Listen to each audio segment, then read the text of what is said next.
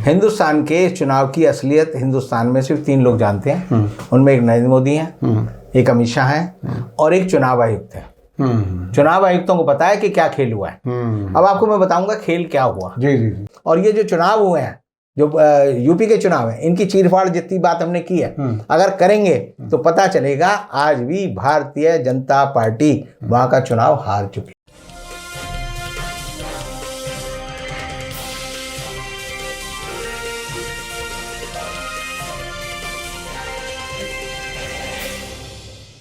Hello, नमस्कार, आदाब, सत श्री अकाल और अस्सलाम वालेकुम। मैं हूं मोहम्मद अहमद काज़मी, लेकर आया हूं आपका पसंदीदा कार्यक्रम आपके रूबरू। आज संडे है और आज सियासत में क्या कुछ हो रहा है। 5 राज्यों के इलेक्शन का नतीजा आ चुका। अब हर तरफ आकलन की बात है, सोचने की बात है, पछतावे की बात है, कहीं खुशी का माहौल है। इसके अलावा पंजाब में जो है वो बिल्कुल ऐसा लगता है जैसे मुल्क का एक रास्ता वो पंजाब बनाने जा रहा है। अरविंद केजरीवाल का कहना है कि कांग्रेस और बीजेपी दोनों अंग्रेज़ों की तरह से हुकूमत करती रही हैं, हम जनता का भला करेंगे। तो ये एक बड़ी उम्मीदें बन रही हैं और जिस आम आदमी पार्टी के कैंडिडेट ने वहाँ के चीफ मिनिस्टर को हराया है, वो उसके बारे में बताया जाता है कि वो मोबाइल की दुकान पर रिपेयर का काम करता था। उसकी माँ सफाई कर्मचारी है स्कूल में, बाप जो है वो मजदूर है। तो ऐसी नई किस्म की पॉलिटिक्स देखने को मिलेगी, ऐसी उम्मीद की जा रही है। इस सब पर बात करने के लिए हमारे साथ रविंद्र कुमार जी हैं, जो राष्ट्रीय मुक्ति मोर्चा के अध्यक्ष हैं और बहुत ही बेबाकी से अपनी बात कहते हैं। ये बात अपनी जगह सही है कि रविंद्र कुमार जी इलेक्शन रिजल्ट आने से पहले कह रहे थे कि 5 के 5 बीजेपी हारेगी, लेकिन हालात बदले हैं और लाइव प्रोग्राम में उसी दिन रविंद्र कुमार जी अपनी बात कह चुके हैं। अब आकलन की बात है, अब क्या कुछ है, नेता क्या कह रहे हैं, वोटर क्या कह रहे हैं, पार्टियां क्या कह रही हैं, उस पर बात करते हैं। रविंद्र कुमार जी, आप बताइए कि एक तो ये कि आप भी अब तक सब्र तो कर ही चुके होंगे कि 4 चले गए बीजेपी के पास। अब इस वक्त जो सूरत हाल है वो क्या है उत्तर प्रदेश ख़ास तौर पर, जहां समाजवादी पार्टी हारी तो है लेकिन 2.5 गुना उसके एमएलए हो गए।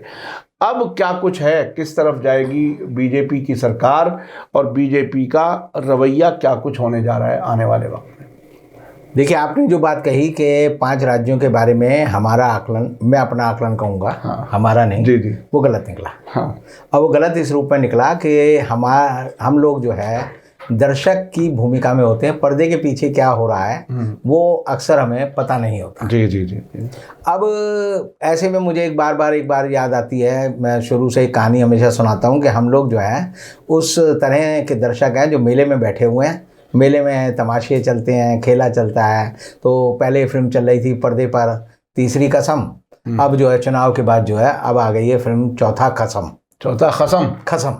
आप समझ लें, जो लोग दिल्ली या नॉर्थ इंडिया के नहीं है, खसम का मतलब हस्बैंड को कहते हैं, वो पति को कहते हैं। वो मैं आपने जो बात कही है पंजाब के बारे में, उसी रेफरेंस में कह रहा हूँ। हाँ। पहले पंजाब की जनता के 3 खसम थे। हाँ। एक अकाली थे, एक बीजेपी वाले थे, एक कांग्रेस के थे। हाँ। अब चौथा खसम जो है जनता के सामने आपके उम्मीदवार के रूप में आ गया है। मैं उस रेफरेंस में कह रहा हूँ। जी, सही। अब जो ये चुनाव है, इनकी चीरफाड़ी की जा रही है, तो उसमें लगता है कि पहले जनता जो है नेताओं से नाराज होती थी। हाँ। ये पहली बार है कि नेता अब जनता से नाराज है। यानी कि मायावती ने कहा है कि मुझे मुसलमानों ने धोखा दिया है, मैं भविष्य में कभी इन पर विश्वास नहीं करूंगी। अब मायावती की ये बात जो है बड़ी अजीब सी लगती है कि मायावती कह रही है कि मुसलमानों ने मुझे धोखा दिया। इसका मतलब वो समझती थी कि मेरी जो पॉलिटिक्स है वो जाटा प्लस जो है मुसलमान वोट, ये सब मेरी झोली में है। और मायावती के चाहे मैं बीजेपी के लिए कुछ भी करती रहूं और बीजेपी के साथ जाके मिलके खड़ी हो जाऊं, मुसलमान मुझे फिर भी वोट देगा नहीं। उसमें जो सबसे नई बात है, पहले मायावती जो है उम्मीदवार से पैसे लेती थी, वोट दूंगी, टिकट दूंगी, तो इसके लिए इतने पैसे दे। वो उसने हर सीट, वो करोड़ों रुपए में होता था साहब, वो जितने में भी होता बेचती थी। इस बार उसने कहा कि मैं एक मुश्त सौदा जो है छिल्लर का करने की जगह जो है पूरी अपनी पार्टी का कर लूं। और उसने बीजेपी से समझौता कर लिया कि मैं आपको अपना सारा वोट ट्रांसफर करूंगी। और उसने बीजेपी से 400 करोड़ रुपए लिए, ये अखबारों में खूब आया। और 400 करोड़ लेकर उसने बीजेपी को कहा कि तुम मेरी पार्टी की जहां पर थोड़ी हैसियत है वहां 122 सीटें उन्होंने गिनी और उनको कहा कि तुम यहाँ के उम्मीदवार तय करो। यानी पार्टी बीएसपी की, ठप्पा उस पर हाथी का, लेकिन उम्मीदवार तय करने का जिम्मा उसने दिया बीजेपी को। अच्छा, और बीजेपी ने क्या किया? बीजेपी ने जब तक इंतजार किया जब तक समाजवादी पार्टी ने अपने उम्मीदवार की घोषणा नहीं कर दी। और उसने 122 सीटों पर जहां बीजेपी ने मुसलमान खड़ा किया वहां बीएसपी ने मुसलमान खड़ा किया। जहां सपा ने जो है यादव खड़ा किया वहां उसने सपा का यादव के मुकाबले यादव खड़ा किया। जहां सपा ने जाट खड़ा किया वहां उसी जाति और गोत्र का आदमी खड़ा किया। और एक तरह से उसकी कोशिश ये थी कि समाजवादी पार्टी जो है उसके जो उम्मीदवार का जो वोट बैंक है उसमें सेंध लगाई जाए। और उसमें वो कामयाब भी हुई। आप देखिए 122 सीटों में जो है 91 मुसलमानों से कैंडिडेट खड़े किए, 27 जो है यादव खड़े किए और बाकी दूसरी जातियों के खड़े किए। तो खुद तो हार गई, लेकिन उसके उम्मीदवार ने सपा के उम्मीदवारों को हरवा दिया। एक तो ये बहुत ही विचित्र बात कह रहे हैं कि एक ही पार्टी के लोगों ने न सिर्फ अपनी पार्टी के कैंडिडेट तय किए बल्कि बहुजन समाज पार्टी, बीजेपी आप समझिए एक तरह से 403 जमा 122 यानी 525 सीटों में चुनाव लड़ रही थी। और 525 सीटों से जो नतीजे आए हैं अगर आप उसको कर लें तो ये आधे के बराबर भी नहीं रहते, कम हो जाते हैं थोड़े। तो एक तरह से बीजेपी ने एक लिवरेज लिया और ये पहली प्रक्रिया है हिंदुस्तान में कि एक पार्टी जो है कैसे दूसरी पार्टी यानी दो पार्टियां चुनाव लड़ सकती हैं। तो ये तो आप देखिए, बुनियादी बात ये है कि अगर एक तो जो फॉर्मूला आपने बताया ये दूसरी पार्टियों के नेताओं को भी पता चले, वो भी इकट्ठा इसी तरह से बेचना लगे। हो सकता है आने वाले समय में हाँ, एक तो इसको बढ़ावा मिल सकता है इससे, अगर ये बात आम हो रही है। दूसरे ये कि बीजेपी को या बीजेपी जैसी जो कोई भी पार्टी जो ताकत में हो उसको इस तरह से दूसरी पार्टियों को पूरी तरह से अपने हाथ में मैनिपुलेट करने का बिल्कुल होगा। बिल्कुल होगा। तो ये बिल्कुल अलग किस्म की सियासत में और अलग किस्म के सियासी सिनेरियो में हम एंटर कर रहे हैं। बिल्कुल ये बहुत बड़ी बात है। तो अब क्या शिकायत क्या है? मतलब ये तो मुसलमानों से शिकायत हुई और किसी नेता ने भी किसी से शिकायत की क्या? ऐसा है कि हमारे जो नेता होते हैं ना वो बड़ा दूरदृष्टि नहीं होती उनकी। पर्दे के पीछे खेल क्या चल रहा है नहीं पता चलता। हिंदुस्तान के चुनाव की असलियत हिंदुस्तान में सिर्फ 3 लोग जानते हैं। उनमें एक नरेंद्र मोदी हैं, एक अमित शाह हैं और एक चुनाव आयुक्त है। चुनाव आयुक्तों को पता है कि क्या खेल हुआ है। अब आपको मैं बताऊंगा खेल क्या हुआ। जी। आपने को याद होगा जो राकेश टिकैत है उसने कई बार ये कहा कि जो चुनाव होंगे उनमें सबसे बड़ा खेल जो होगा वो पोस्टल बैलेट का होगा। और उसने ये कहा था कि 15,000 आप मान के चलो कि वोट जो है बीजेपी हर सीट पर हथिया लेगी जहां उसका कैंडिडेट हो या ना हो। और उसकी गिनती जो है 15,000 1 से शुरू होगी और अपोजिशन के कैंडिडेट की 1 से शुरू होगी। तो 15,000 का जो मार्जिन है वो बीजेपी को पहले ही मिल जाएगा। चुनाव आयोग ने अपनी जो कानून बदले हैं जो कि संसद में बदले गए हैं उससे दिया है। अब पोस्टल बैलेट क्या है? पोस्टल बैलेट पहले ये होता था कि जो लोग चुनाव की कार्यवाही में लगे हैं, कर्मचारी हैं, जो लोग इलेक्शन ड्यूटी में लगे हुए हैं उनको वोट देने का राइट था। या फौजी हैं वो दूर रहते हैं, या फौजी जो बॉर्डर पे हैं जो नहीं आ सकते उनको ये छूट थी। इस बार चुनाव आयोग ने और केंद्र सरकार ने कानून में क्या बदलाव किया? पहला बदलाव ये किया कि 65 साल से ज्यादा उम्र का आदमी पोस्टल बैलेट दे सकता है। अच्छा, 65 साल से ज्यादा उम्र का। अब अगर इसकी आबादी निकालेंगे तो ये यूपी के जितने वोटर हैं उसका ये 23% निकलता है। 23% का मतलब हो गया अगर 9 करोड़ वोटरों ने वोट दिया है तो ये बनकर बैठता है हिस्सा जो है 2 करोड़ 10 लाख। उसके बाद उसमें किया कि जो जिन लोगों को कोरोना हो गया है, जो कोरोना से पीड़ित हैं वो भी अपना वोट जो है पोस्टल बैलेट से दे सकते हैं। तीसरा ये किया जो लोग जो है डिसेबल्ड हैं विकलांग है, मोदी जी जिन्हें कहते हैं कि विकलांग है, दिव्यांग कहते हैं, दिव्यांग जिन्हें वो कहते हैं, वो, लेकिन इसमें दिव्यांग शब्द नहीं लिखा है, इसमें विकलांग बाई चांस विकलांग लिखा है।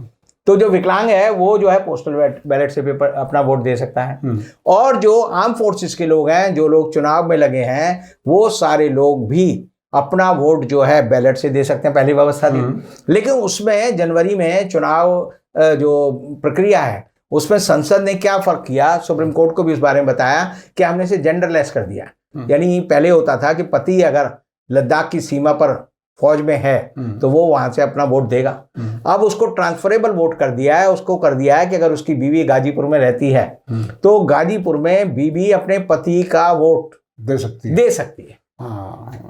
वो भी एक मैनिपुलेशन का रास्ता है। अब इसमें खेल क्या हुआ? खेल ये हुआ कि ये सारे जो वोटर हैं जिन्होंने पोस्टल बैलेट से दिए, आपने भी देखा होगा जो बाद में आया कि मशीनें पकड़ी गई, तो मशीनों के साथ साथ पोस्टल बैलेट भी नजर आए आपको, गुलाबी रंग के जिनमें छपे हुए थे, और उनपे मोहर लगाने का तरीका भी था, वो भी स्याही पकड़ी गई। अच्छा। वो ये था कि ये जो वोट पड़े हैं 15,000 वोट हर कॉन्स्टिट्यूंसी में मान लीजिए, तो ये सारे वोट जो है ये बीजेपी ने डलवाए। बीजेपी को उनकी लिस्ट पता थी, दूसरे कैंडिडेट को नहीं मिली थी वो लिस्ट। अच्छा। बीजेपी के लोगों ने उनके घर जाकर जबरदस्ती अपनी प्रेजेंस में उनसे वोट डलवाया और उसको बैलेट पेपर में बंद किया और तब वो गया।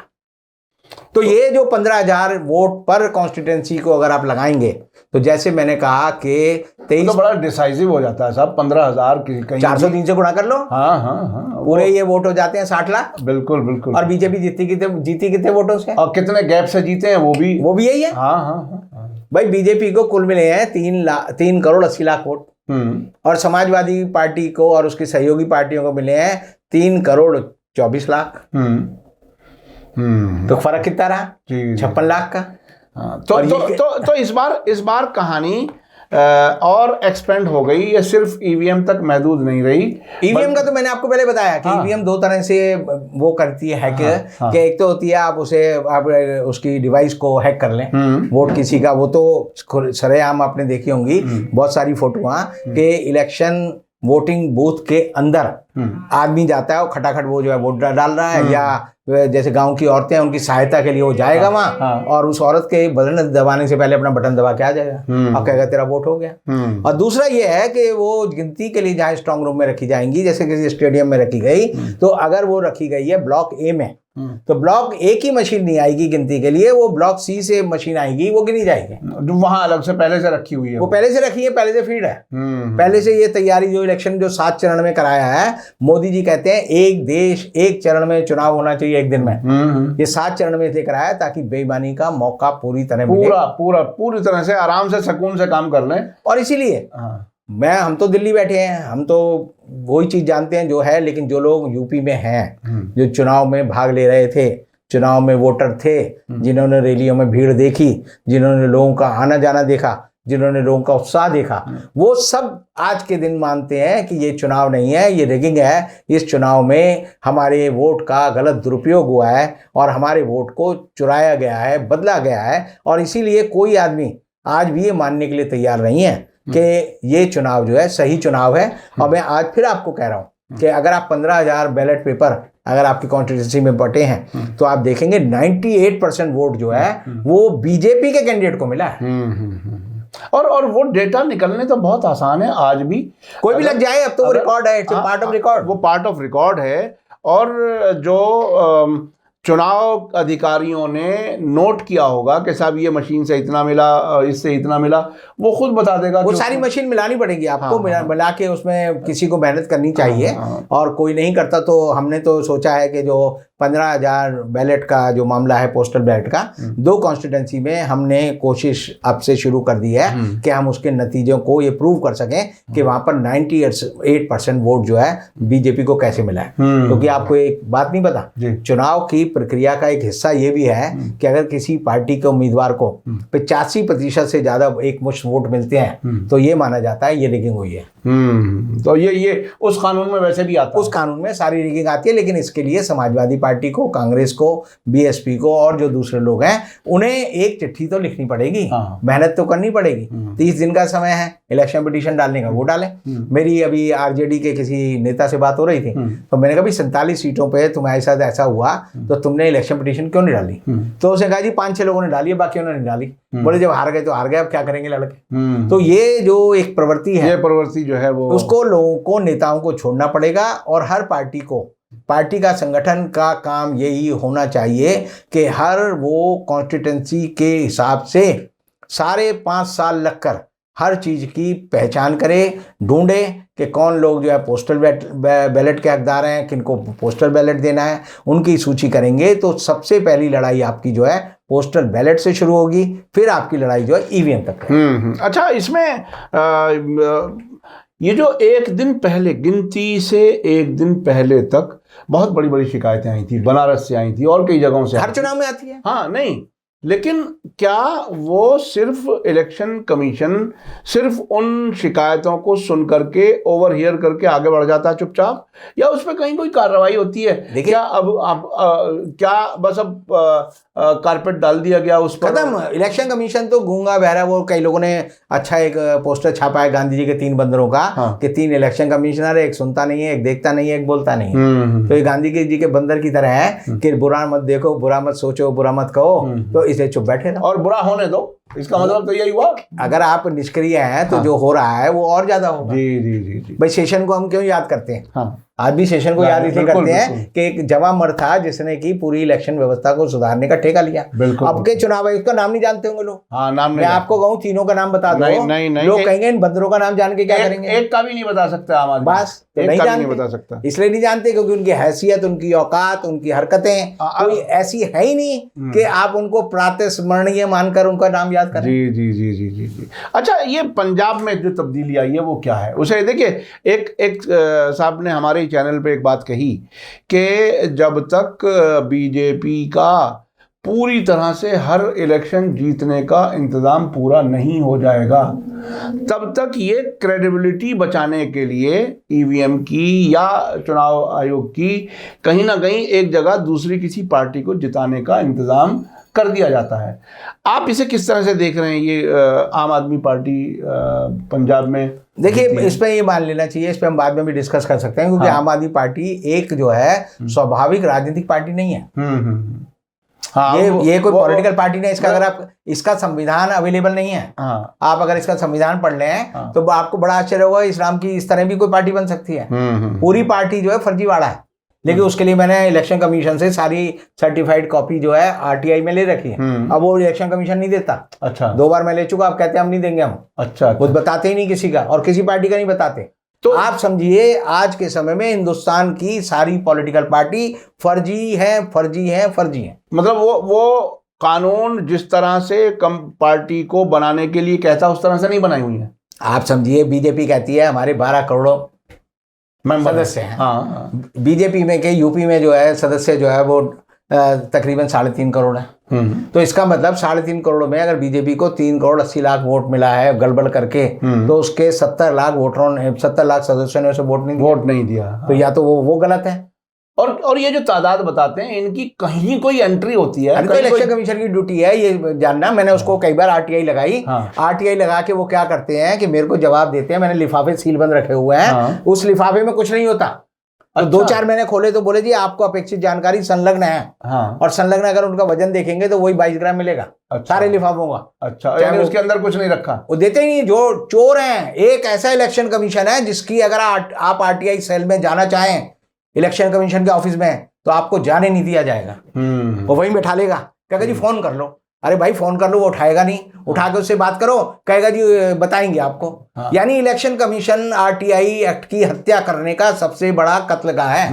ये मैं आपको कह रहा हूँ, और इसलिए कह रहा हूँ मैंने वो सारी संभाल के रख रखी है। तो ये सरकार जो है मूर्खों के लिए चल रही है, लेकिन इसमें जो चलाने वाले लोग हैं, जो कब्जा किए हुए हैं, वो अकलमंद लोग हैं। ये बात सही की, यानी अकलमंदों की सरकार, मूर्खों के लिए सरकार, मूर्खों के द्वारा सरकार। ये बिल्कुल डेफिनेशन बदल गई आपके प्रजातंत्र की। अब मैं चलता हूं उधर, जो यूक्रेन में जो कुछ हो रहा है, पुतिन साहब से वो तकरीबन ज़ेलेंस्की का हाल ये हो गया है कि माई बाप, मैं हाथ जोड़ करके कह रहा हूं कि मेरी बात मान जाओ, मैं आपकी सारी बात मान लूंगा, अभी तकरीबन आज 17वां दिन है जंग को। जी हाँ। जब आप देख रहे होंगे तो 18वां दिन होगा। तो अभी आप कहाँ समझ रहे हैं? पुतिन साहब जो हैं वो बिल्कुल टस से मस होने को तैयार नहीं।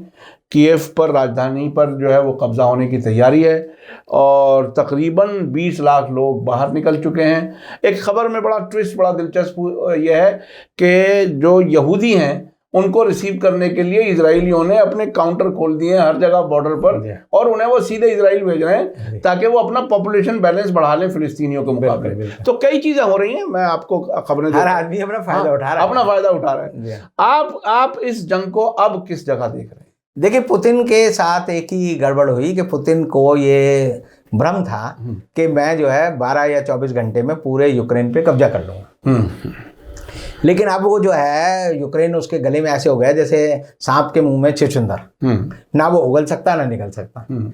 अगर वो उगलेगा तो गंदा हो जाएगा और निकलेगा तो छुछुंदर को वो निकल नहीं पाएगा, कोड़ी हो जाएगा। तो पुतिन साहब के साथ दिक्कत क्या है कि हर आदमी इसमें मजा ले रहा है। अमेरिका ने कहा कि पुतिन ने हमला कर दिया तो इसकी सारी प्रॉपर्टी और सारे इसके बॉन्ड है हम सीज कर लेते हैं, उसने वो सीज कर लिए। ब्रिटेन के प्राइम मिनिस्टर ने कहा कि इसने हमला कर दिया तो हम इसका जो बैंकों में जो पैसा जमा है वो सीज कर लेते हैं, उन्होंने वो सीज कर लिया। यूरोपियन यूनियन के जो लोग हैं उन्होंने कहा कि इससे हम व्यापार खत्म करके जो इसका सामान आया हुआ वो जब्त कर लेते हैं। तो सब जो है एक तरह से पुतिन को कहीं ना कहीं जहाँ उनका बस चलता है एक जो है बुड़का मार के वापस आ जाते हैं। तो पुतिन जो है इस लड़ाई में एक तरह से घिर गए हैं और जितनी ये लड़ाई चलेगी, क्योंकि अभी जैसे लेटेस्ट वर्जन है कि अमेरिका ने कहा है कि ये एंथ्रेक्स की और दूसरे जो है जैविक बम बना रहा है, इसकी बायोलॉजिकल। तो पूरी दुनिया मानती है कि अगर यूक्रेन में कहीं भी कोई जैविक हमला होता है तो उसके लिए जिम्मेदार माना जाएगा पुतिन को। और पुतिन को उसी तरह जिम्मेदार माना जाएगा जैसे WHO ने कहा कि जो ये वायरस कोविड का आया एक छोटी सी प्रयोगशाला से चला, पूरी दुनिया परेशान रही 3 साल तक, हजारों लाखों लोग मर गए। तो ऐसे ही अगर कोई महामारी फैलती है दुनिया के किसी भी हिस्से में तो उसके लिए पुतिन को जिम्मेदार माना जाएगा। अच्छा। आज का जो मीडिया का जो रुख है, यानी आने वाले वक्त में उसका सर लेने की तैयारी हो रही है। यानी अब जो है लेकिन कुछ लोग कह रहे हैं ये सारा मीडिया मैनेजमेंट है। मीडिया अमेरिका के हाथ में, इजराइल के हाथ में। आप समझिए कोविड में तो मीडिया वो क्रिएशन है। बिल्कुल कि लोगों को डराओ। तो डरने के लिए पूरी दुनिया फिर उनके खिलाफ हो जाएगी। आप देखिए आज के दिन जितने भी बिलियनर हैं रशियन वो सारे पुतिन के इशारे पे बढ़े, जैसे हमारे यहाँ अडानी अंबानी मोदी जी के इशारे पे बढ़े। तो लेकिन आज के दिन वो सारे जो है पुतिन के खिलाफ हैं, क्योंकि कहते हैं हम अच्छा जीवन जी रहे थे, इस साले ने मरवा दिया लड़ाई करके। तो वो उसको जो है गालियां देते होंगे, उसको सपोर्ट नहीं करते। तो लड़ाई जो है आज के समय में ये लंबी खिंचेगी, कम से कम 90 दिन तक ये लड़ाई खत्म नहीं होने जा रही। और जेलेंस्की जो बार बार कह रहा है मैं वार्ता के लिए तैयार हूँ, मैं वार्ता के लिए तैयार हूँ, पुतिन के साथ दिक्कत यह है कि उसने जो लड़ाई की वो गलत कारणों से की, उसके जो कारण है वो टेनेबल नहीं है। हाँ, वो ये कहता है कि आप नेटो में मत जाओ, इसलिए आपने हथियार ज्यादा यहाँ रखे हुए हैं। भाई आप किसी आदमी को कैसे कह सकते हो? आप हम अपने पड़ोसी को नहीं कह सकते कि अपनी बीबी को लाल रंग की कच्छी पहना या ना पहना, उसकी मर्जी है पहने ना पहने। अब ये पुतिन जो है अपनी ऐसी डिमांड लगा रहा है कि भाई जो यूक्रेन के लोग हैं वो मेड इन रशिया वाला कच्छा पहनेंगे, मेड इन USA वाला नहीं पहनेंगे। तो ये जो मांगे हैं ये जायज नहीं है। यानी आप देखिए पहली नजर में ही आपको लगेगा ये बेवकूफ़ी की शर्तें हैं। और उसमें ऐसे ही जो है हमारे यहाँ भी जो बेवकूफ़ी के काम होते हैं खूब होते हैं। अभी जिस खबर पे लोगों की बिल्कुल निगाह नहीं गई कि हिंदुस्तान ने एक सुपरसोनिक मिसाइल जो है पाकिस्तान के ऊपर छोड़ दी। जी। और वो जाकर जो है एक पन्नू जगह है वहां पर 130 किलोमीटर अंदर गिरी। और उसके बाद हमने नहीं बताया कि हमारी सेना से गलती हो गई है। पाकिस्तान के पत्रकारों ने जो बताया कि ऐसे ऐसे सुपरसोनिक हो गई है, तो हमने कहा यार माफ कर, क्या भूल जाए इसे। और उसको जो है लोग सीरियसली ले रहे हैं। वो पाकिस्तान कहता है और बाकी लोग भी कहते हैं कि आप एक मिसाइल जिसमें कि वारहेड लग सकता है, एटॉमिक बम लग सकता है, वो अगर आप छोड़ देते हैं तो एटॉमिक वार शुरू होने की शुरुआत कहाँ से? वो ये है कि आपने एक वारहेड छोड़ा और जैसे ही वो वारहेड एक स्पेशल उसमें पॉइंट पे पहुंचेगा, बाकी जो उनके जो वारहेड है वो अपोजिशन पार्टीज के वो एकदम एक्टिव हो जाएंगे। और मान लो वो अमेरिका पे गिर जाए, मान लो इसी तरह आप सोचो कि कोई जो है सुपरसोनिक मिसाइल जो है रशिया से उड़े या चाइना से उड़े और अमेरिका के किसी शहर में गिर जाए, तो जब तक वो गिरेगी उससे पहले अमेरिका के अलर्ट सिस्टम की वजह से वो सारे उसके जो मिसाइल हैं वो रूस और चीन या जहां से वो चली है वहां के लिए चल पड़ेंगे। तो हमारा तो सिस्टम, चूंकि हमार पाकिस्तान जो है बड़े समझिए जो तकनीक है उसे पिछड़े हुए देश है। हम बड़ी देर बाद एक्ट करते हैं, लेकिन अगर ऐसा हो जाए तो दुनिया में एकदम मिनट में आप समझिए कि दुनिया तबाह हो जाए। एक तरह से तकनीक में पिछड़े होने का नतीजा फायदा हुआ दुनिया को। लेकिन आप एक समझिए छोटी बात नहीं है जिसपे जो है भारत सरकार जो है कुछ बोल नहीं रही, ना पाकिस्तान बोल रहा, क्योंकि पाकिस्तान में इमरान को लगता है कि जो अपोजिशन वाले मेरे गर्दन पे सवार हैं उनकी मदद देने के लिए हिंदुस्तान ने छोड़ी है। तो पाकिस्तान ने एक स्ट्रेटजी ली कि हम जो है इस बात को यूएन सिक्योरिटी काउंसिल में उठाएंगे, और यूएन सिक्योरिटी काउंसिल में पाकिस्तान अगर ये मांग करता है कि हिंदुस्तान के न्यूक्लियर वारहेड वाले मिसाइल जो है उनकी निगरानी अगर इंटरनेशनल न्यूक्लियर एनर्जी कमीशन करे तो बड़ी दिक्कत हो जाएगी हमें। लेकिन सरकार को इस बारे में एक पूरी भूमिका बनानी चाहिए, हिंदुस्तान की और पाकिस्तान की भी, क्योंकि हमें रहना साथ है। बिल्कुल, भारत और पाकिस्तान अगर ये सोचें, बहुत सारे लोग कहते हैं कि भाई 2-4 बम जो है हिंदुस्तान को भी यूक्रेन के चक्कर में पाकिस्तान में डाल देने चाहिए, लेकिन जो मानव सभ्यता है उसको जिंदा रखने के लिए हर आदमी की जिम्मेदारी है। ये नहीं कि आप उसे आराम से भूल जाएं। सही, तो वो होना चाहिए। और ये जो चुनाव हुए हैं, जो यूपी के चुनाव है, इनकी चीरफाड़ जितनी बात हमने की है अगर करेंगे तो पता चलेगा आज भी भारतीय जनता पार्टी वहां का चुनाव हार चुकी। ये सबसे अहम नतीजा यही है कि जितने तिगड़मबाजी से ये जीता गया है वो चीज़ें सामने आई हैं, और ख़ास तौर पर जो पोस्टल बैलेट की जो धांधली है वो आपने बताई, और इसके अलावा ईवीएम की कहानी तो मुख्तलिफ़ तरीक़ों से आप लोगों के सामने पहुंच चुकी है, और बहुत सी शिकायतें भी आई, वीडियो भी आई। आजकल सोशल मीडिया से हमें आपको सबको बहुत चीज़ें मालूम हो जाती हैं। तो ऐसी हालत में वो इलेक्शन जीत करके प्रधानमंत्री जी अपनी पीठ थपथपा रहे हैं और लोगों का शुक्रिया भी अदा कर रहे हैं कि आपने हमें सपोर्ट किया, उसके लिए बहुत बहुत शुक्रिया। तो ये नई सूरत हाल है। एक आपने जो बात बताई वो ये बहुत ही अहम थी कि मायावती जी की पार्टी की 122 सीटों के लिए कैंडिडेट्स का नाम तय किया गया है बीजेपी के ज़रिए, यानी अब बीजेपी दूसरी पार्टियों में डायरेक्ट एक तरह से होल्ड करने का काम कर रही है। मेरी तो एक जज साहब से बात हो रही थी, यूपी के हैं, उन्होंने बड़ी अच्छी बात कही, बोले ये बहन मायावती नहीं है, ये BMW है। BMW, अच्छा, B फॉर बहन, हाँ, बिल्कुल, M for Maya, W for वती। तो मैंने कहा इसका मतलब क्या? कहते हैं BMW पुरानी हो गई है, 18 हो गई है, 15 साल पुरानी हो गई है, अब तो कबाड़ के भाव ही बिकने वाली है। लेकिन कबाड़ के भाव में भी 400 करोड़ अगर ले लिए तो बहुत अच्छी ये तो अकलमंदी है। हाँ, ये अकलमंदी है। स्क्रैप के माल को एंटीक बता करके बेच दो, तो ये तो समझदारी की बात है। चलिए, बहुत बहुत शुक्रिया रविंद्र कुमार जी, आपने वक्त दिया, और हमारे दर्शकों ने ज़रूर इससे बहुत सी चीज़ें समझी होंगी, देखी होंगी।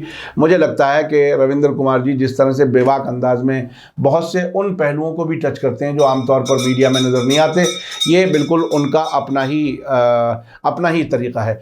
इसी के साथ मुझे दीजिए इजाज़त। धन्यवाद, शुक्रिया, जय भारत, जय हिंद। मीडिया स्टार वर्ल्ड के और वीडियो देखने के लिए हमारे चैनल को सब्सक्राइब करें और सीधे नोटिफिकेशन पाने के लिए बेल आइकन दबाएं। और अगर हमारी खबर सच्ची और अच्छी लगे तो अपने व्हाट्सएप, इंस्टाग्राम, फेसबुक और ट्विटर अकाउंट पर ज़रूर शेयर करें।